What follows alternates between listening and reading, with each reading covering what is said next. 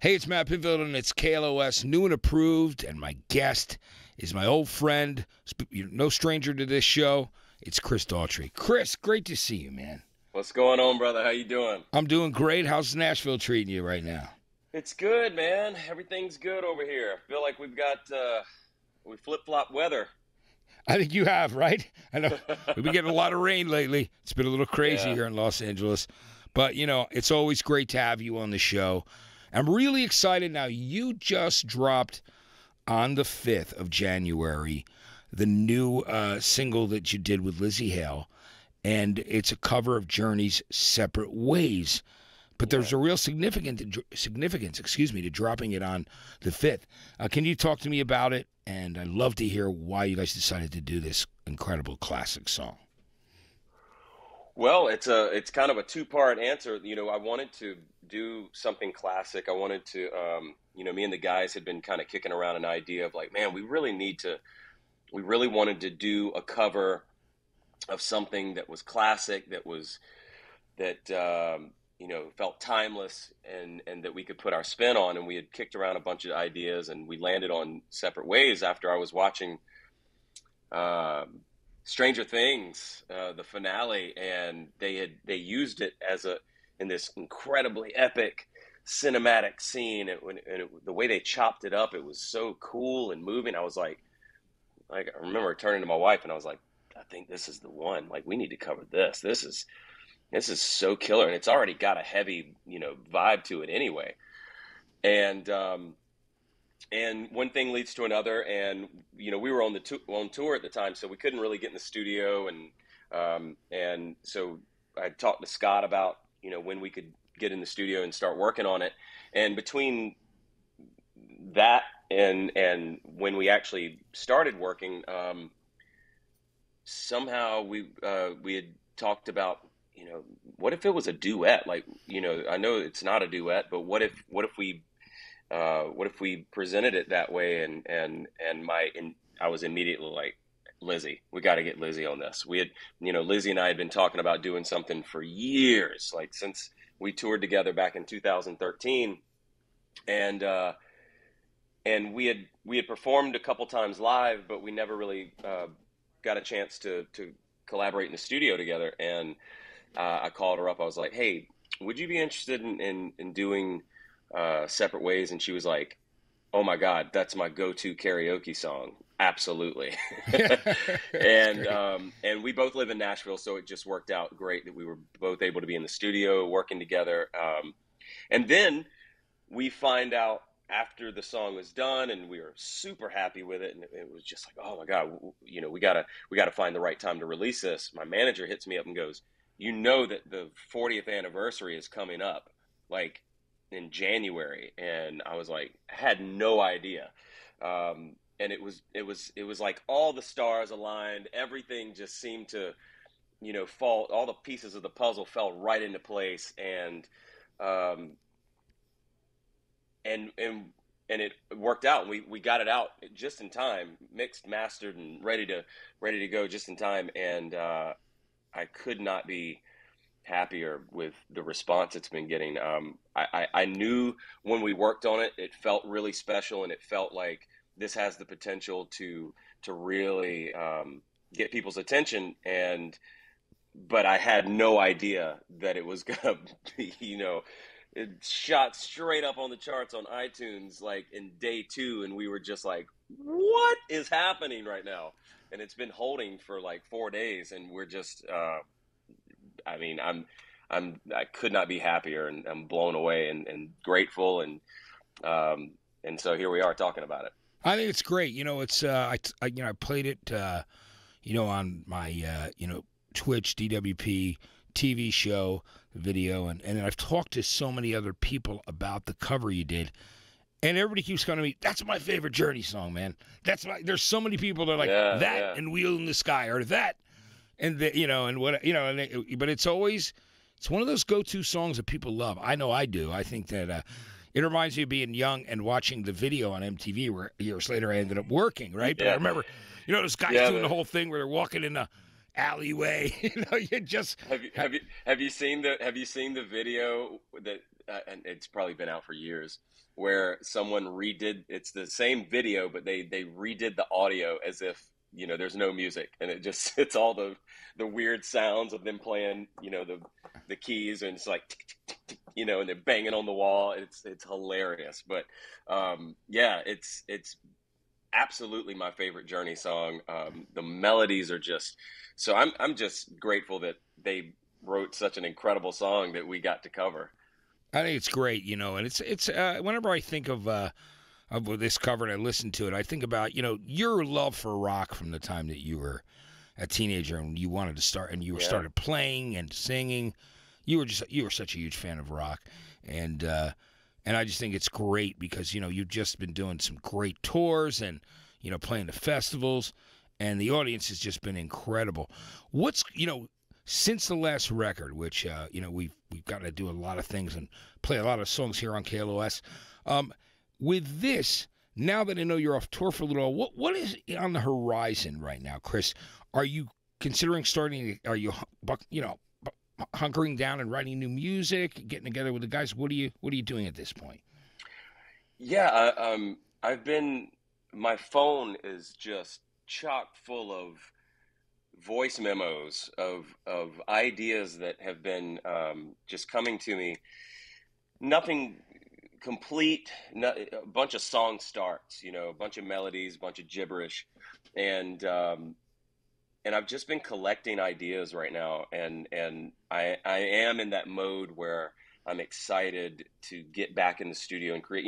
Anytime we ever do a record, or anytime we've ever done a record, I feel like I'm done. Not done like I'm not doing this again, but I feel like I'm spent. Like I have nothing else to say, nothing else to write about, and like I just put it all out there on the table, and I'm excited to tour. And then after a year or so of touring and life and all the curveballs life has thrown, I've gotten to this place where I'm excited again to write, and I feel like there's so much that I need to get off my chest, and so much that I need to express, that things that I've gone through, and things that that have happened in my life over the past year and a half to 2 years, that I feel like I've got a lot of lyrical ammunition, and I don't have anything like set in stone yet, but I have this vision of what kind of record we're going to make, and we're probably going to be getting back in the studio. Scott and I have been talking a lot over the past few days, not only about this, but just getting back in the studio, and we're hoping to get back in there starting around February. But then we got a tour in the UK coming up in March, and some dates in Canada coming up too. And we're just it's going to be a busy year for Daughtry, and we could not be happier with how we've been embraced back in the rock community. It feels and has always felt like home to me. And we're just excited to get those creative juices flowing again. And the last record, we're so proud of it, and how it was received. But let me tell you, it's going to go even harder on this one. I believe it. And it's all the life events and the things you've gone through. And life just always throws things at us, as you know, and then it depends. You and I've talked about this personally, like how life events happen, and it's how you handle them and react to them. And what's amazing is that for you, this is great because since you made that last record, which also there was a lot of stuff going on, the pandemic and around that time. But since you've been through so much and a lot has changed in your life in that period of time, you've got a lot of things to reflect on. So I have a feeling Yeah. it's going to be an incredible record. I'm excited about lyrically what you're going to put down. I really am, and I know you will sing your heart out like you always Yeah. do. Yeah, there's a lot to discuss, and I think I'm no different than anybody else. I feel like if we all step back, we can look at Instagram all day long and think that everybody's got it good, but the reality is everybody has their shit, and everybody has all of everybody goes through their version of whatever's the hardest in that moment. And I think we can get caught in the weeds and think that the world is against us personally, and this is, I'm going, but the fact is everybody goes through it at some point or another, and I feel like I'm in a position where I can kind of speak to that in a positive way, because we're not victims. We're not, a victim of our circumstances. We all, it's the yin and yang. It's the balance of life, right? We've got the good days, and we've got the days that just put us, make us feel like we're, in the dirt, and or want to be, and I think the more we kind of destigmatize that and make it less taboo, we realize that we're all going through this together, and we're all a part of this human race, and we all, have, we want to lift each other up, and I want, it would be very easy for me to go into the studio and write a record about just loss and grief and hardship, and it would probably make me want to slit my own wrists at the end of the day, Yeah. But really, I feel like I'm on the other side of that now, and I feel like I'm in a much better place mentally, that I could hopefully provide some sort of hope and solace to people that may be going through that in that moment.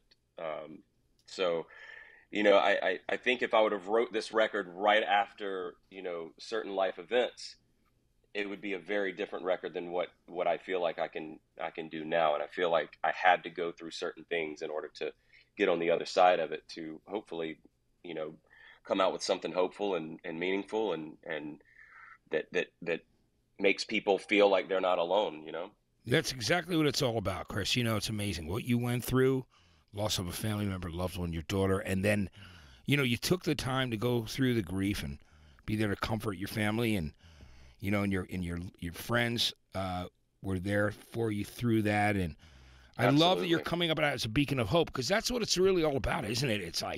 It's about showing people you can get on the other side of things. And like what you said about Instagram too, Instagram, Facebook, Twitter, it's most people's highlight reel. I always say it's their highlight reel. It is. And it's not, don't disrespect anybody. I mean, that's where, that's their way of, just showing what's up in their lives. But nobody's and let's got face it, yeah. we don't want to see. Let's face it, we don't want to see everybody's bullshit either. We don't, who wants to go on Instagram and just see hardship? It's like, oh Yeah. God, So I get it. You only want to post what you feel good about, and I understand that. But it can give people a false sense of perspective as well. Yeah, I think so, especially with youth. I think it's a lot of times they don't really understand because of that, and it's been hard. I think it's harder for younger people than ever with that. Absolutely. But, absolutely. Me and my wife were just talking about this the other day. We're like, my twins are they're preteens. They're going on 13 now, and we're just like, no, they're still not ready for social media. It just, you have to be at a level of maturity to really understand the full responsibility of something like that. And I think a lot of kids get on that stuff so early that they haven't lived yet. They haven't experienced what life really is like. And so they have this false sense of, what life is supposed to be, and whether it be, fashion or whatever, or it looks like everybody's on vacation all the time, or they looked perfect because they use whatever filter. And I think it's just damaging. It really is. I'm so with you on that, because I feel that it's, it doesn't give people a true sense of what people go through, and they, and they feel like a lot of times too, they can't spend enough time to themselves to develop their own individuality and personality, but they also see those things, But it's like anything like that. It's as powerful as social media. There's a good side, and then there's a very negative side as well, Absolutely. But I think, which I'm so grateful that it didn't exist when I was growing up. Me too. Because my God, I would have easily got caught in the weeds. Yeah. How about in the 80s, 90s for me, maybe even 2000s? Man, I'm glad there were no camera phones. There'd be some pretty incriminating, damaging photos of my party insane days. But, hey, absolutely. I lived through them, and I'm here, and we're here, and, You know, I love your attitude because we share the same passion, the love of music, love of our family, love of our friends, and just try to be a beacon of hope and light. And I think that's a beautiful thing. Absolutely. You know? But this is incredible, Chris. I'm excited about it. I want to congratulate you on doing this cover and just realizing that people were just more ready for it than ever. You know? Thank you, man. Thank you. And thank you for always supporting us, man. Honestly, I can't say that enough. You've always been in our corner since day one, and that means the world to us. So thank you. Oh, of course, man. You and the guys, just send my love to everybody. And Absolutely. But it's just great to have you on here. And you and Lzzy couldn't have nailed it better. It's just such a great version of the song. So thank you. Thanks for taking the time today to be on the show. And Absolutely. We're excited, man. You got UK tour coming up, Canada. We're doing Royal Albert Hall for the first time. So talk to me about that. That's cool. That's got to be great. You're thinking about the Beatles and everybody else who's played there.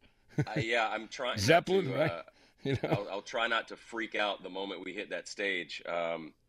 It's you know, there's certain you know, pinch me moments and that have already occurred in my career, and I can already see that this is going to be one of those. And I'm just grateful, man. I'm just grateful that we're still doing this, and that we're still getting people's attention, and we hope to be doing this 20 years from now, you know. And I think you will be. And you know, I love the trajectory you've been on. You know, literally since this show started. You know, over 2 years ago, but I mean, things have just been going unbelievably well. I see you winning new fans all the time. Thank you, man, and we're super happy about it as well. You know, so listen, Chris, when we're both in Nashville at the same time, or when you're back in Los Angeles, we'll be hanging. Yeah. All right. Let's grab some dinner, man. Let's go. Let's do it. Last time we had dinner in Nashville together, we had the best time. We had more laughs. It was the greatest. Yeah. The whole group of us, we were just. It was amazing with the band. We had fun. Absolutely, man. So always great to see you, Chris.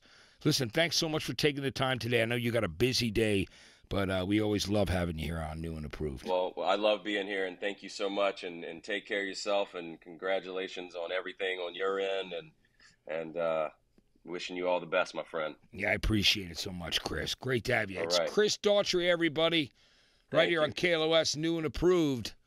Thanks so much for watching us.